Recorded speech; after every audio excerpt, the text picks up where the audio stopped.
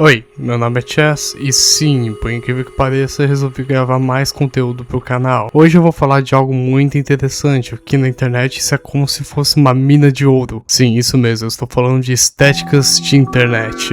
Mas como assim? O que são estéticas de internet? Calma que eu vou te explicar agora mesmo. O que são estéticas de internet? De acordo com a porcaria da IA Overview, estéticas de internet são estilos visuais, comportamentais e culturais que nascem ou se popularizam em redes como Pinterest e TikTok, destacando-se coerentes como o Y2K, o Codecore e o Dark Academia. Eles funcionam como forma de expressão digital e busca por identidade, ou seja, sem contar que existem sites como a Internet Aesthetics Wiki ou a Vapor 95, que explicam melhor de como funciona realmente as estéticas da internet, como elas surgiram e etc. Mas tudo isso eu vou falar nesse vídeo aqui, utilizando vídeos como referência, sites e até mesmo alguns vídeos do TikTok que usam uma dessas estéticas. Então vamos lá.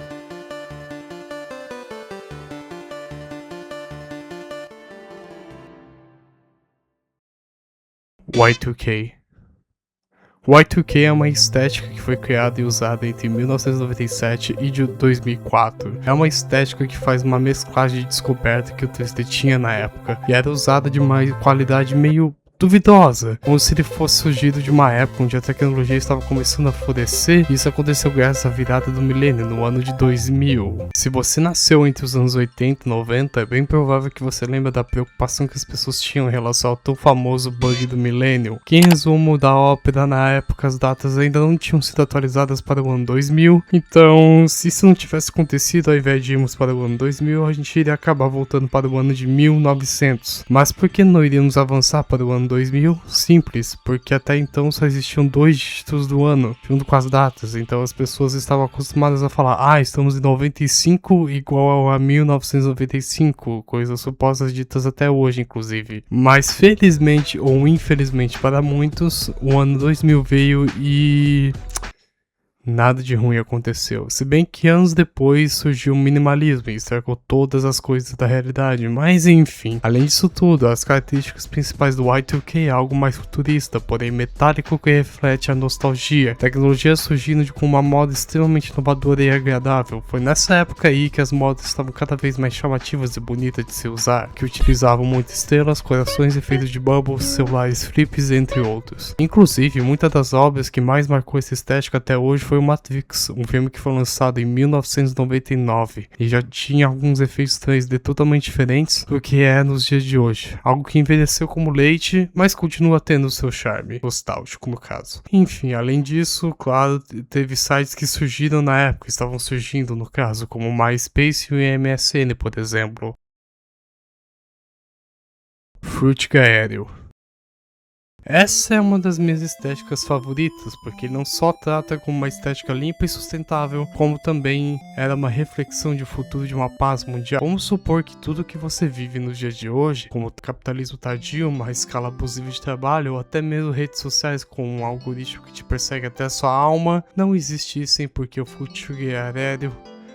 Caralho, gaguejei aqui. Não existissem porque o Fruitica Aéreo iria ser uma inspiração tão forte que continuaria sendo um reflexo da humanidade, algo sustentável até hoje. Um clima limpo, cidades inteligentes, tecnologia de ponta, porém com design nostálgico, enfim, se você nasceu antes de 2013, isso não te lembra da sua infância? Além disso, a estética do Fruitica Aéreo foi bastante usada na fundação dos novos smartphones da época, nos lançamentos como Wii e Xbox 360, além do Windows 7 e Vista. E 2 fatos curiosos sobre isso. Primeiro é que 3 anos depois do surgimento dessa estética, em 2007 foi lançado o primeiro iPhone de Steve Jobs. Eu lembro que eu tinha justamente o iPhone 3GS e a estética era bem parecida com a do Fruitica Aéreo, ou pelo menos lembrava bastante disso. Outro porém é que não só o Fruitica Aéreo em si, existem outras estéticas do Fruitica, como o Fruitica Metro, que é uma estética que lembra muito do Boomerang, que eu usei Disney Channel no passado e até mesmo do próprio PlayStation 3 no seu lançamento. Além também de outras estéticas da mesma vibe, como Fruitica Deep, que é praticamente uma versão noturna do Fruitica Aéreo, algo que lembra um pouco das estéticas meio dark, o Liminal Space, por exemplo.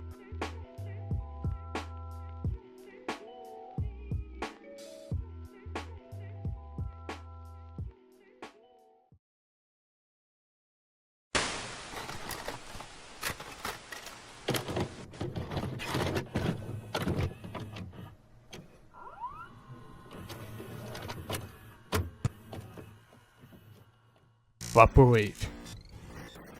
Vaporwave é um dos estilos mais interessantes que eu já vi na minha vida. A estética artística e a música surgida no início da década de 2010, inspirada na nostalgia dos anos 80 e 90, com críticas de consumismo e a cultura corporativa. Ela foi influenciada pela estética retro, músicas calmas e relaxantes como Elevator Music e Jazz, por exemplo, além da cultura japonesa e surrealismo, onde o próprio surrealismo é um dos estilos de arte mais famosos do início do século passado. A Macintosh Plus, por exemplo, foi uma das maiores influências dessa estética na época, de acordo com o Google, por conta do álbum floral Shopee, pela produtora Victroid,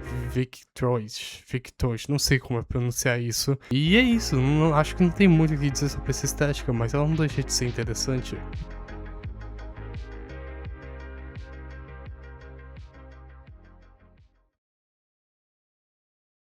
Dreamcore. O Dreamcore é uma das estéticas mais famosas e recentes surgida entre 2019 e 2021. Eu ia falar 1999, tipo, como assim? Isso é tão recente assim? Que é onde representa a estética surreal que busca transmitir sonhos, nostalgia, liminalidade e uma sensação de estranheza ou familiaridade. Sabe aquele sonho melancólico que você teve durante a noite, mas não sabia como demonstrar aquilo que sentiu de fato? É como se fosse isso, mais ou menos, uma sensação estranha de coisas que foram sonhadas através dos seus acontecimentos do cotidiano. É doideira isso. Além de representar também ambientes vazios, atmosfera misteriosa, sensação de sonho e desconforto ao mesmo tempo. Os maiores exemplos disso foram as backrooms, a liminal space também, além das edits como o Dreamcore e o Widcore, e fotografias surrealistas também.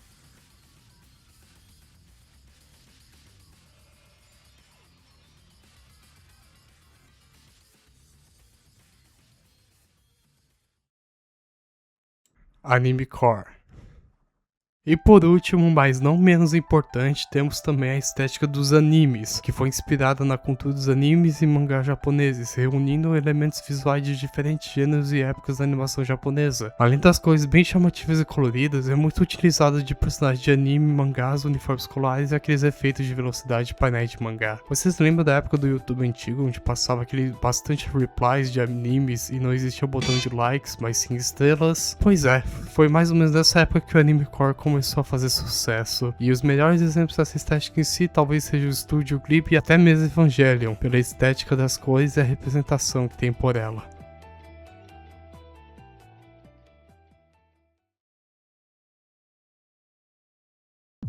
Bom pessoal, espero que vocês tenham gostado, eu não me aprofundei muito nas estéticas e visualmente falando, existem algumas estéticas bem parecidas que eu deveria ter colocado na lista, mas posso colocar outras partes se vocês quiserem, tipo Weirdcore ou Nightcore, por exemplo. São muitas estéticas diferentes e isso mostra o quanto que a expressão artística é bastante usada até hoje. Se vocês quiserem, eu talvez possa fazer um vídeo sobre minimalismo algum dia também, mas isso vai por vocês. Em resumo, essas 5 estéticas são só uma pequena parte do iceberg. Existem centenas delas, como Weirdcore, Kidcore, Fujigeometry, Webcore, Dramacore, Skin, Cybercore, Old Web, Firecore, Cottagecore e muitos cores por aí. E é isso, até o próximo vídeo e tchau!